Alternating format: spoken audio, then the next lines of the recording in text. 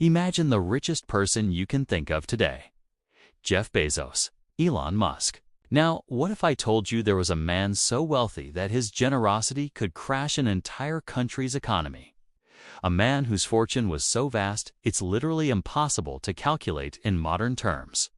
This isn't a character from a fantasy novel. This is the story of the real-life King Midas, the Lion of Mali, Mansa Musa. His name might not be as famous as Rockefeller or Carnegie, but his story is one of unimaginable wealth, power, and a journey that changed the world. So, who was this African emperor, and how did he become the richest human being to ever walk the earth? Let's dive in. Our story begins in the early 14th century, in the heart of West Africa. The Mali Empire, a sprawling kingdom, was a global powerhouse. Forget the stereotypes you might have about Africa during this period. The Mali Empire was a sophisticated, thriving civilization, and its wealth was built on one thing: gold. The empire sat on some of the richest gold mines the world has ever known. We were talking about a territory that likely produced more than half of the entire world's gold supply at the time. And in 1312, the throne of this golden empire was ascended by a man named Musa Qaida, who would later be known as Mansa Musa. Mansa means King of Kings, or Emperor, a title he truly lived up to. Now, you might be wondering, how does one even manage an empire that vast? Mansa Musa was not just a man who inherited a fortune. He was a brilliant administrator, a visionary leader, and a shrewd military strategist. He expanded the Mali Empire to its greatest extent, annexing over 24 cities, including the legendary city of Timbuktu. His empire stretched for about 2,000 miles, from the Atlantic Ocean all the way to modern-day Niger, encompassing parts of what are now Senegal, Mauritania, Mali, Burkina Faso, and more. This wasn't just land. It was a bustling network of trade routes, cultural centers, and immense natural resources. Salt, another incredibly valuable commodity, was almost as precious as gold, and Musa controlled the major salt mines too. So, he had a monopoly on the two most sought-after resources of his time. This control gave him a level of economic power that is simply mind-boggling. But what truly etched Mansa Musa's name into the annals of history wasn't just his wealth, but how he chose to show it to the world. In 1324, Musa, a devout Muslim, decided to undertake the Hajj, the sacred pilgrimage to Mecca. This was no ordinary trip. This was a procession of epic proportions, a traveling city of gold that stretched as far as the eye could see. Imagine a caravan of 60,000 people. Not just soldiers and officials, but entertainers, merchants, and 12,000 servants, all dressed in the finest Persian silks and brocades, and the gold. It's almost unbelievable. The caravan included 80 to 100 camels, each one loaded with up to 300 pounds of pure gold dust. That's tens of thousands of pounds of gold just for the journey. Ahead of Musa himself walked 500 heralds, each carrying a staff made of pure gold. As this golden river of people and wealth moved across the Sahara Desert and into the Middle East, it left everyone who saw it completely awestruck. When the caravan reached Cairo, Egypt, a major hub of trade and culture at the time, Mansa Musa's generosity became the stuff of legend. He stayed in Cairo for 3 months, and during that time, he gave away so much gold that he single-handedly caused the value of gold to plummet. He gave gold to the poor, he gave it to government officials, he lavished it on shopkeepers for any souvenir that caught his eye. He was literally handing out gold bars on the street. This act of unprecedented charity, or perhaps extravagance, flooded the market with gold. The result? The price of gold in Cairo crashed and didn't recover for over a decade.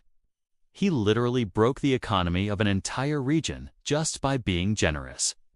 Can you imagine anyone having that kind of economic impact today? It's just unheard of. The journey to Mecca transformed the world's perception of Mali. Before Musa's Hajj, West Africa was a mysterious, little-known region to much of Europe and the Middle East. It was often depicted on maps as an empty space or filled with mythical creatures. But after this incredible display of wealth, that all changed. Suddenly, European mapmakers started including the Kingdom of Mali on their charts.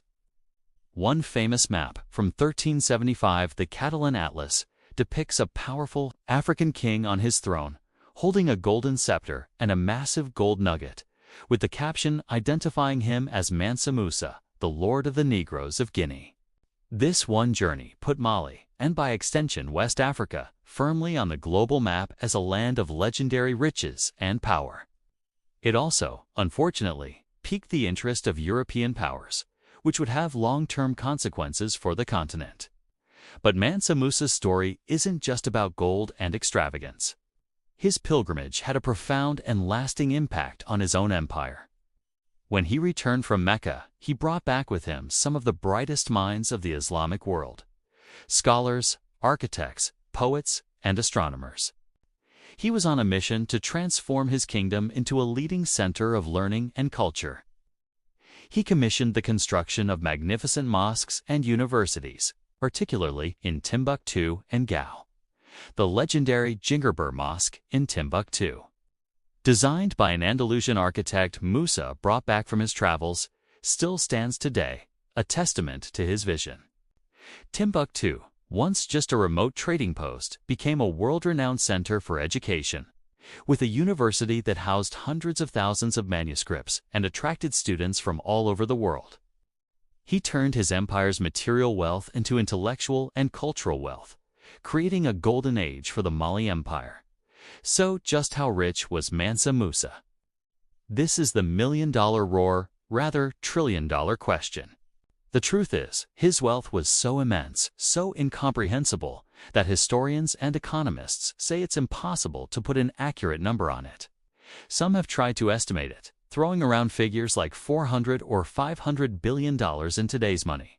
But even that feels like an understatement. He controlled the world's largest supply of gold at a time when gold was in highest demand. His wealth was described by contemporaries as simply inexpressible or incalculable. Think about it this way: modern billionaires make their fortunes from stocks, technology, and assets with fluctuating values. Mansa Musa's wealth was based on a tangible physical resource that he had almost complete control over. He wasn't just the richest man of his time. He might just be the richest human being, period. Mansa Musa ruled for about 25 years, and his reign is remembered as the zenith of the Mali Empire's power and prestige. He created a legacy that went far beyond his personal fortune. He fostered education, architecture, and religion, and he put West Africa at the center of the medieval world stage. After his death around 1337, his sons inherited the throne, but they lacked his leadership skills. Internal conflicts and the rise of rival states eventually led to the gradual decline of the great Mali Empire. Yet, the story of its greatest king, the Golden Emperor, endured. Mansa Musa's story is a powerful reminder that history is full of incredible figures and civilizations that are often overlooked in our typical history lessons. It challenges our perceptions and shows us a different side of world history, one centered on a powerful, wealthy, and sophisticated African empire. His legacy is not just about the gold he gave away, but about the knowledge he cultivated and the cities he built. It's as a story of a visionary leader who used his unimaginable wealth to shape his world and leave an indelible mark on history. So the next time someone asks you who the richest person in history was, you'll have an answer that's far more fascinating than any modern-day billionaire. The story of Mansa Musa is a testament to a golden age and a king whose fortune was so great it remains beyond our wildest calculations. Thanks for watching. If you enjoyed this journey back in time, don't forget to like this video, subscribe to the channel, and hit that notification bell so you don't miss our next deep dive into history. Let me know in the comments what other historical figures you'd like to learn about. See you next time.